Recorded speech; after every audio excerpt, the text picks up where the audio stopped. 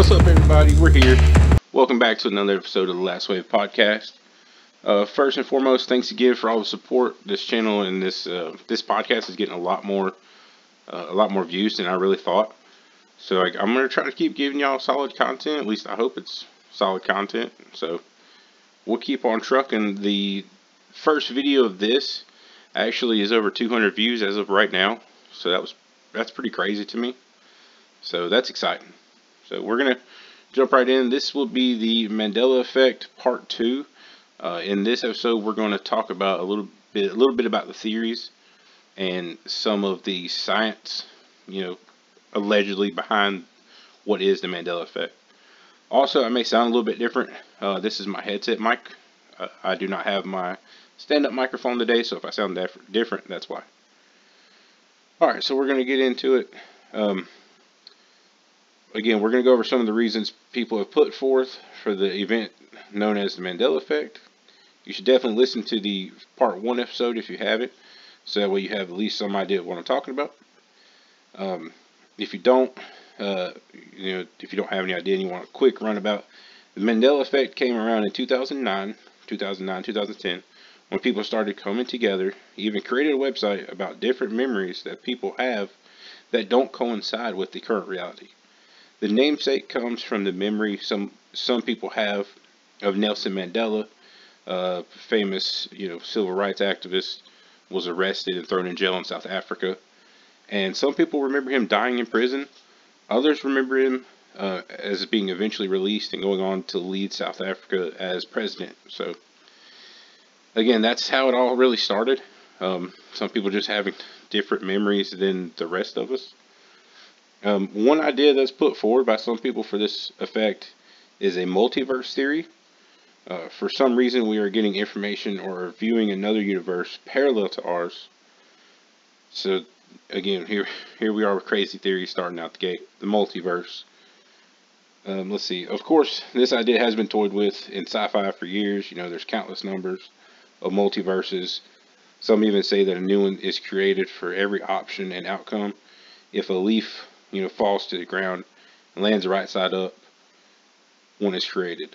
If it falls right side down, another multiverse is created. Again, that's a pretty crazy theory. That just seems like a lot. That's a real sci-fi theory, different universes, one for each, flip of the coin, more or less. But still, it's one of the theories.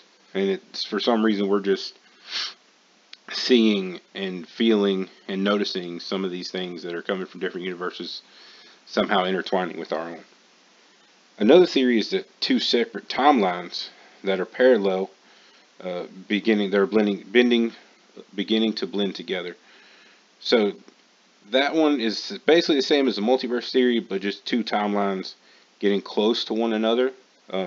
They diverged at some point for some reason, and now they're starting to get back closer together. So we're starting to see, again, different options, like the logos and the names. We're starting to see them intertwine a little bit. Of course, one popular theory is just mass hysteria and delusion. The fact that we are inundated by information and colors and sounds, and we're on our phones all the damn time. In my opinion, that is definitely a possible theory, is that we are literally just flooded with so much information on a daily basis in today's world. I mean, most 2-year-olds can activate a cell phone. They can mess with a cell phone, go to YouTube, find their videos. I mean, I don't even know what I was doing when I was 2, but it wasn't that. I was probably playing in the mud somewhere. So, I mean, that's just shows you how far we've come as far as, honestly, evolution in a way. I mean, it made us lazier, but it does seem that we're starting out smarter for the most part. Other experts out there, well, experts is a loose term, but they're saying that it's all on the shoulders of CERN and the particle experiments of that kind. Now, CERN is a particle collider in Switzerland, Geneva, Switzerland, I believe. Basically, it's this big old metal tube underground, smashing particles together and just seeing what happens. So there's fears that they could create a black hole and swallow up the whole universe. No one, it's still a very young science of smashing atoms together. realistically. So there could be numerous outcomes. Uh, by smashing these particles together, they are recreating localized versions of the Big Bang, more or less. Again, they could create black holes. These types of experiments are something really unheard of in the history of humankind, and could be having a real impact on the universe around us. Some fear, like I said, it could open up a black hole. Others think that it could be causing these time disturbances and time changes and differences that we're seeing. They're smashing particles together like it's, creating mini universes, or they could be creating portals to multiverses. I mean, nobody really knows. It's like a freaking Marvel movie nowadays. So that's definitely one idea. People are all over their behinds about CERN and all that stuff. So those are the main, standing theories regarding the Mandela effect. Lord, that's really all I wrote on going over my notes. Okay, apparently most of my notes are on my theory, which is probably the most ridiculous one. Alright, so we're going to jump into that. Then those are the main ones. You got your multiverses, your parallel universes, and those, like I said, those are the main, and the mass hysteria, of course, is the main one. So that's that's the main one. And you can look up, you can search online. I'm probably not going to be putting links in most of these videos unless I find something really, really cool, like a picture or something. Just because some of this research and study has been, over a decade and a half. If I write something that I've known about for 15 years, I'm not going to post links to it. I mean, the internet is everywhere. You can go do your own research. I just provide you with some stuff to learn. Alright, so those are the main theories. We got those out of the way. So here's mine. Brace yourself. The Mandela effect really surfaced around 2009, 2010, and the website was created around that time as well. Now, in my research on this subject, I stumbled across a video on YouTube early on, probably about 2015, when this stuff started really getting popular and getting out there. This guy was doing a very easy experiment where he used a Google tool. I want to say, I can't remember it for the life of me, but I think it's Google Compare. And it was basically a tool that you could type in different search terms on Google, and it would show you the stats. It would analyze it and show you a timeline of the difference of those terms. So what this guy was doing is it basically took two key terms. So what he did was put in the two terms, and say he used Charles Schulz, the creator of Peanuts, and Charlie Brown. He would type in two different versions of the last name. One that is the normal one for the current reality, which is no T in it. Schultz at last name, no T. I remember it having a T in it, but apparently it doesn't and never has. So he typed those two search terms in, and what it did is it branched off around 2009, 2010.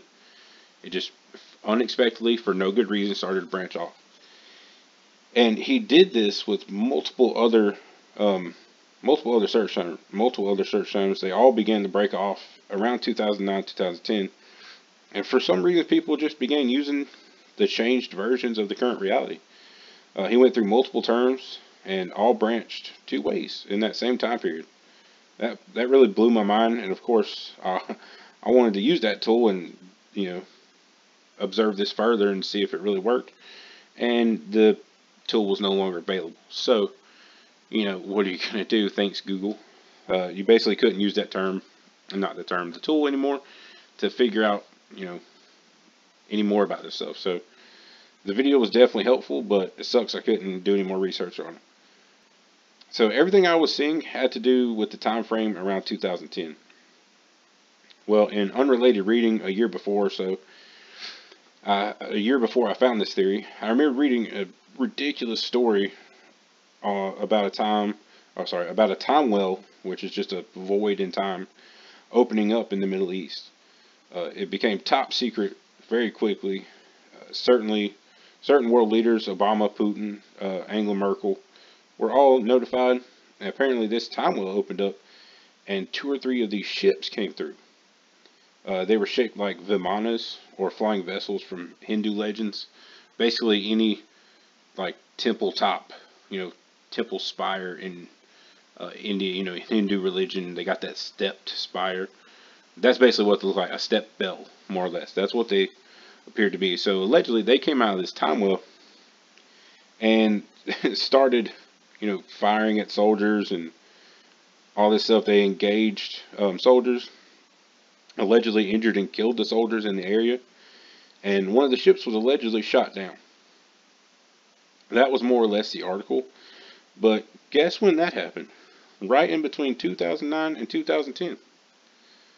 So I started to wonder if this incident messed up the timeline, or we reverse engineered the vessel and started messing with time on our own. I know this all sounds absurd.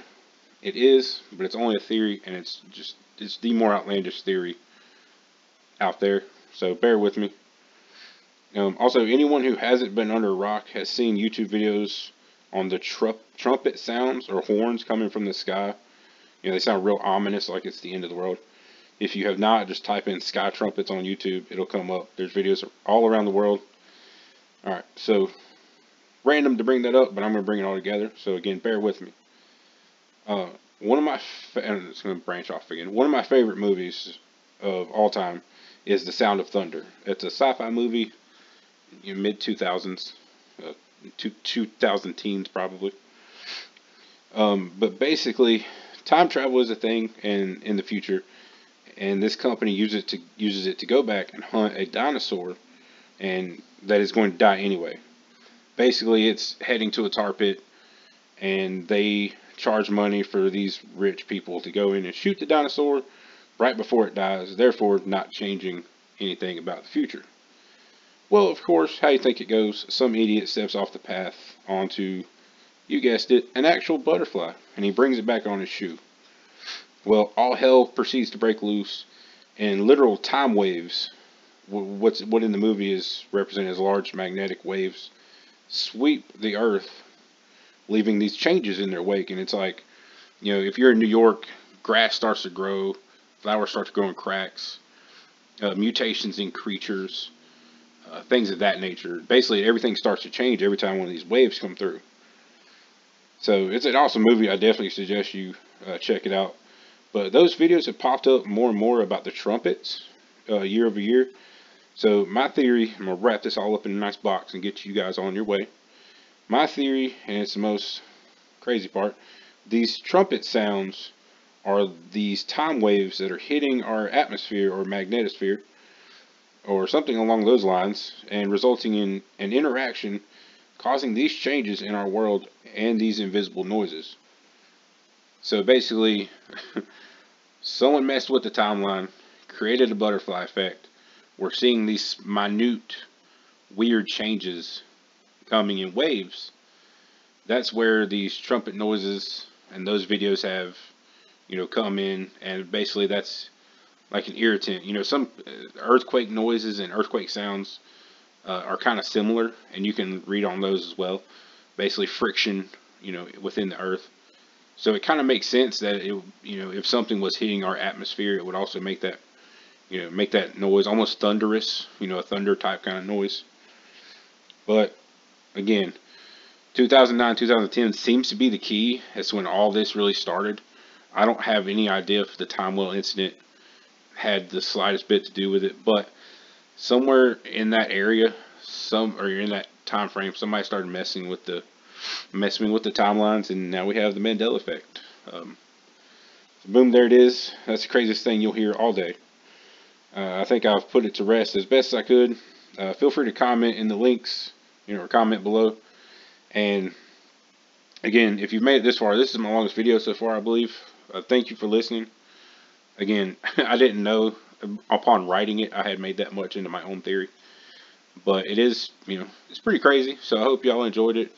It's very sci-fi-esque. And again, thanks for putting so much effort into the channel. And feel free to comment, throw a like on the video. I've been getting some comments, and I like that. I like the feedback. Just one paranormal, lover, searcher, researcher out there looking for answers just like everybody else. So again, I'm going on 15 minutes in this one. I'll try to cut the next one down just a touch. But again, thanks for watching, and like the video and subscribe if you haven't already. Thanks.